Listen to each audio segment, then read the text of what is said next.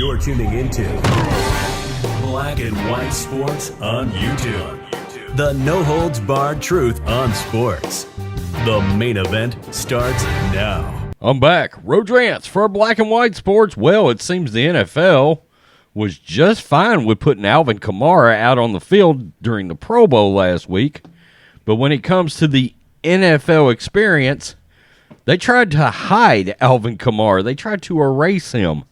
You might be like, Rhodes, why did they do that? Well, because he was arrested last week. Prior to the Pro Bowl, he went out and he caught himself a nice fat battery charge. Him and 3 other dudes beat the living hell out of a guy. Broke his orbital eye socket. It was awful. The pictures came out. We covered it on this channel. And it was absolutely repugnant what they did to this guy. All because supposedly the guy might have called one of the guys a name in the group. No self-awareness by Alvin Kamara whatsoever as a player, as a person. Scheduled to make $11 million with the Saints, and went and got him a nice fat probable battery charge that will likely be a felony. By the way, the police and the NFL knew what happened, knew he was involved, allowed him to play in the Pro Bowl first. I find that repugnant as well.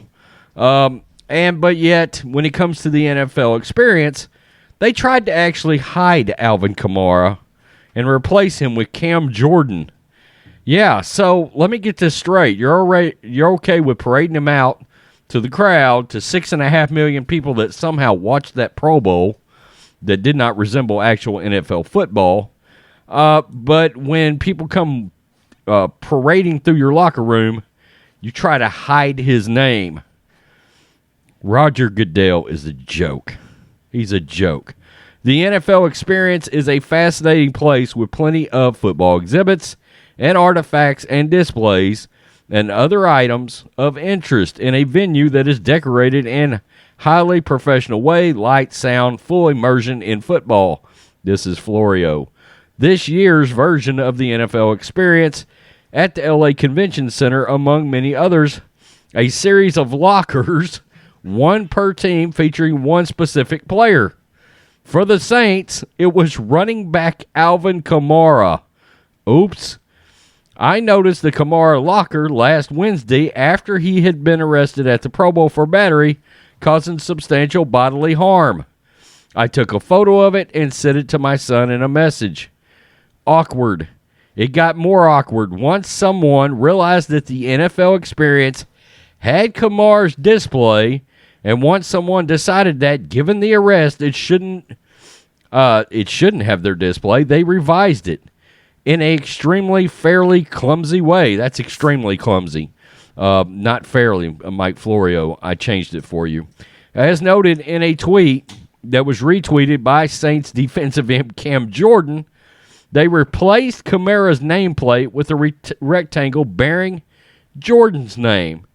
Inside, they flipped the jerseys around so Kamara's name wouldn't be visible on either the black or white one. And Kamara did notice this. Cam Jordan did notice this. I was going in, bring it up, but I sent this pic to AK. Like, how did they do this? This is it right here. And there's Cam Jordan's nameplate right there. In a time it took to get Cam Jordan's nameplate, they probably could have gotten a home and away jersey with Jordan on the back. Or they could have just removed the jerseys and left the rest of the stuff. Anyone who pays attention to football knows that Jordan doesn't wear 41 and that Kamara does.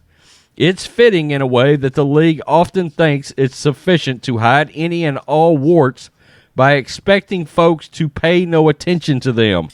Sometimes, however, they need to just put a little effort into it. So, Goodell said, "Oh crap, we can't have Kamara's name up there. Nothing to see there, but we're too lazy